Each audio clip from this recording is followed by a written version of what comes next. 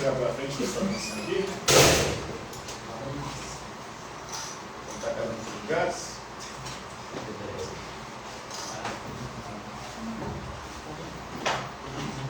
Então, agora no segundo ano, nós iremos conhecer um pouquinho da filosofia moderna. No primeiro ano a gente viu a filosofia antiga e medieval. A filosofia que começa lá na Grécia Antiga com Tales, passando por Sócrates, Platão, Aristóteles, os filósofos helenísticos, a patrística, os padres da igreja, com Santo Agostinho, o principal filósofo, São Tomás de Aquino, na escolástica. Hoje nós vamos iniciar a filosofia moderna. Essa filosofia que começa no século XV e vai até o século XVIII. Ela começa ali com o fim da Idade Média e início da modernidade. O evento histórico que marca essa transição é a tomada de Constantinopla. Os turcos otomanos, os muçulmanos tomam Constantinopla, que era o Império Bizantino, o Império Romano do Oriente.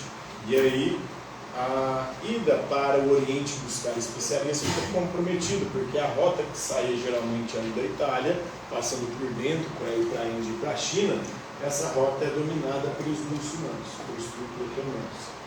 E aí os europeus começam a buscar novas rotas. Portugal vai ser o país pioneiro aí nas grandes navegações. Ele começa tentando contornar a África e vai fazendo feitorias, entrepostos comerciais em todo o litoral africano. E nesse meio tempo, enquanto Portugal dominava o caminho contornando a África, a Espanha busca uma outra rota tentando contornar o globo para chegar nas Índias e buscar as especiarias. E aí, com um navegador italiano guiando e liderando as tropas espanholas, o genovese Cristóvão Colombo, eles chegam na América em 1492. Depois, em 1498, Vasco da Gama, ele atravessa, ele pela primeira vez consegue contornar o périplo africano. Até então, os portugueses sempre paravam no Cabo das Tormentas, que ficava ali na ponta da África, onde os navios geralmente até naufragavam. E aí o Vasco da Gama consegue contornar o périplo africano, chegar nas Índias Orientais, estabelecer comércio com os indianos, os chineses, e depois voltar com os navios cheios de especiarias para Portugal. Chegando lá, o rei de Portugal fica feliz com esse fato, com o Vasco da Gama ter conseguido esse feito, dá ele o título de vice-rei das Índias Orientais. O Vasco, ao mesmo tempo, foi o primeiro, é a única vez que ele foi o primeiro na história.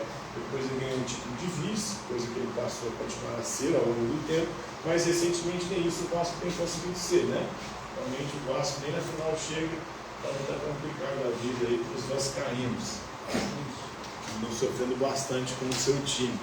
Então começa aí nesse contexto histórico, a Idade Moderna e com a filosofia moderna, os pensadores modernos, e vai até o século XVIII, quando tem início do dia 14 de julho, a Revolução Francesa, a última das grandes revoluções burguesas, que leva a burguesia ao poder na Europa. A burguesia que já vinha ascendendo economicamente desde o fim da Idade Média, com esse comércio de especiarias do Oriente, agora ela começa a reivindicar e a conquistar também o poder político. E nesse contexto histórico aí nós temos os filósofos que são chamados racionalistas. O racionalismo é uma corrente filosófica diz que nós conhecemos graças à razão. A razão é a fonte e a origem de todo conhecimento. O Pascal é um racionalista em relação ao conhecimento do mundo à nossa volta. Mas quando se trata de falar sobre o ser humano e sobre Deus, aí ele vai abordar ou vai buscar outros princípios para poder compreender o próprio ser humano e o próprio Deus. Então, o Blaise Pascal, por isso, vai ser considerado um racionalista contra a corrente, um pensador contra a corrente. Porque para ele nem tudo pode ser explicado pela razão. O mundo à nossa volta pode ser compreendido pela razão. Mas nós mesmos, seres humanos, não podemos ser compreendidos pela razão. Porque o ser humano não é exclusivamente um animal racional. O homem não é só razão. O homem é também e principalmente sentimento, um animal sentimental. E um dos principais sentimentos que o ser humano desenvolve é o sentimento da fé. E é a fé que vai permitir o ser humano a compreender aquilo que a razão não consegue compreender. É a fé que nos remete a Deus, ao sagrado, ao transcendente. E é o transcendente que vai vir em nosso auxílio quando a nossa razão já não consegue explicar e compreender as coisas. Então Pascal vai além, por isso ele é considerado um pensador contra a corrente. Ele viveu aí na época do grande racionalismo, mas foi um dos principais críticos de seus contemporâneos aí, da confiança excessiva que mostravam ter na razão.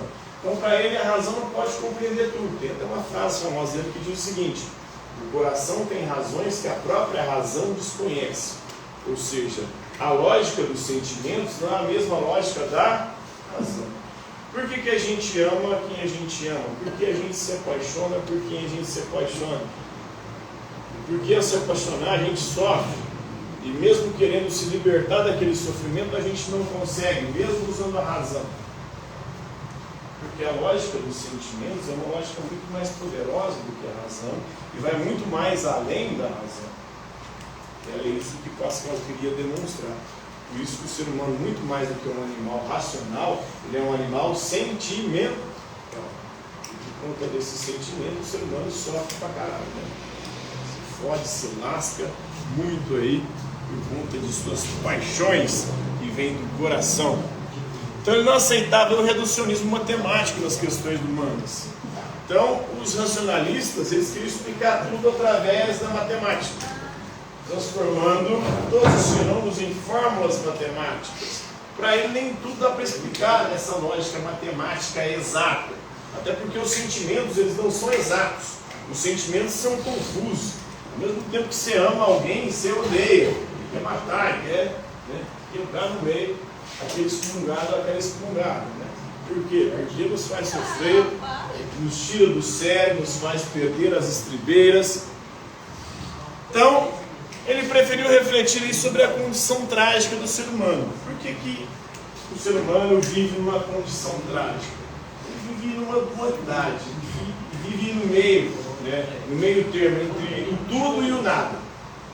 Em relação ao tudo, a gente é quase nada, mas em relação ao nada, a gente é quase tudo. Então essa é a contradição do ser humano, né? Ao mesmo tempo que o ser humano é magnífico, capaz de grandes feitos, ele é miserável. Ele pode se ferrar facilmente. Ao mesmo tempo que ele consegue conhecer o universo, uma microscópica bactéria, um microscópico vírus pode nos matar, nos destruir. E um sentimento também pode tirar a nossa razão, né? Então ele é capaz de alcançar grandes verdades e gerar também grandes erros. Ele é capaz de conhecer o universo, mas ele é capaz de produzir erros, né, estrondorosos. Então ele questiona essa situação paradoxal do ser humano. O ser humano vive ali, no meio de tudo, de nada. Ao mesmo tempo que ele é magnífico, ele é trágico, ele é miserável. Ele questiona essa situação paradoxal do ser humano em meio a toda a realidade existente, né? Então ele defende a ideia de que o ser humano não pode conhecer o princípio e o fim das realidades que busca compreender. Ou seja, a razão humana ela tem limites. A razão humana dá para conhecer o mundo à nossa volta? Sim, mas não dá para conhecer tudo. Existem alguns mistérios que cercam a realidade à nossa volta e a realidade sobre nós mesmos que a nossa razão não consegue compreender. E aí a gente precisa da fé. Porque só Deus pode nos iluminar e nos fazer compreender essas coisas. Na perspectiva de Pascal. Ele era extremamente religioso. Ele polemizou contra o Deus dos filósofos, dos sábios, que era um Deus transformado em engenheiro do mundo, que uma vez criado seguia seu rumo em cego mecanicismo. O que ele quer dizer com isso aqui? O Deus dos filósofos, principalmente Descartes e dos racionalistas, era um Deus que tinha feito o mundo, como se o mundo fosse uma grande máquina, um grande relógio. Deus, ao fazer esse mundo, esse relógio, ele deu corda no relógio e depois abandonou. Deus não mais intervém. Deus seria um engenheiro, um relojoeiro, um maquinista que fez a máquina, pôs a máquina para funcionar e largou. Ele vai criticar essa perspectiva, essa visão de Deus. Deus como engenheiro, relojoeiro, maquinista, de um universo como uma máquina previsível. Ele vai dizer o seguinte: Deus não é esse Deus desinteressado, pelo contrário. Deus é um ser supremo, mas ao mesmo tempo sentimental, que ama e se sacrifica pela humanidade. Inclusive se sacrifica intervindo na história humana e no mundo para salvar os seres humanos. Então essa é a visão do Blaise Pascal. Então a razão humana seria impotente para provar a existência de Deus. Os filósofos estavam tentando provar que Deus existia. Falaram, não dá. não dá para provar racionalmente que Deus existe. Porque se der para provar racionalmente que Deus existe, vai se tornar desnecessária a fé. E a fé é justamente acreditar naquilo que não se vê. Então a fé é um sentimento fundamental para nos dar acesso a Deus e para ir além da razão e fazer a gente compreender aquilo que a razão não consegue entender, nem provar. Então não dá para provar a existência de Deus. A existência de Deus é algo que a gente só pode ter acesso através da fé. Então aí, de modo que a crença no ser divino se sentaria apenas na fé. Então Deus fala a linguagem do coração. Deus é um ser muito mais sentimental do que racional. A linguagem da razão não dá para explicar Deus, porque Deus está muito além do que a nossa razão pode compreender. Então a essência do ser humano. O ser humano, ao mesmo tempo que é um animal racional, também é um animal sentimental, ao mesmo tempo que ele é um ser magnífico, ele é um ser miserável. Ele é grandioso, mas também é extremamente pequeno, realmente filho da puta, vamos dizer assim. O ser humano não. Ao mesmo tempo que ele consegue atingir os picos do alto riso, da glória, dos grandes feitos, ele também é capaz de fazer as maiores atrocidades possíveis. Então, essa é a essência do ser humano, de um ser contraditório, um ser que é racional, mas também sentimental, muitas das vezes não vive de acordo com a sua razão. Então, essa é a condição da humanidade segundo Blaise Pascal.